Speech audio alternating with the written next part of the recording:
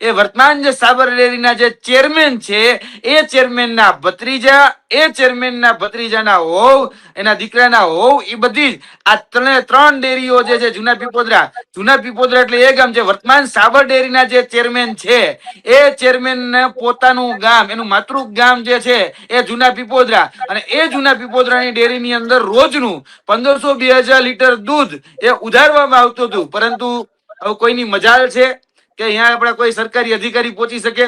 આમ આપણી પાસે સહકારી ડિપાર્ટમેન્ટ છે, સહકારીના આપણે ત્યાં જિલ્લા રજિસ્ટ્રાર હોય, એ જિલ્લા રજિસ્ટ્રારે છે, પણ હજી સુધી એ ડેરી સુધી પહોંચ્યા નથી. હજી સુધી અહીંયા કોઈ તપાસ નથી.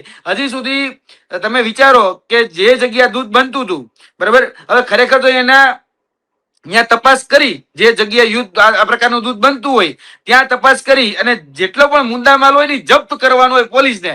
પોલીસે કોઈ મુદ્દામાલ જપ્ત નથી કર્યો. અરે મુદ્દામાલ જપ્ત કરવાની તો વાત છોડો, ત્યાં કહેવાય ને ચક્કર મારવા પણ પોલીસ ત્યાં નથી ગઈ. તમે વિચાર કરો. નકર શું થાય કે હાલો ભાઈ જે સ્પોટ છે એ સ્પોટ ઉપર જાય, ત્યાંથી કઈ કઈ વસ્તુઓ મળે છે આ પ્રકારનું કહી શકાય, સોયાબીન છે, પામ તેલ છે, કારણ કે એની અંદર તમે જોયું હશે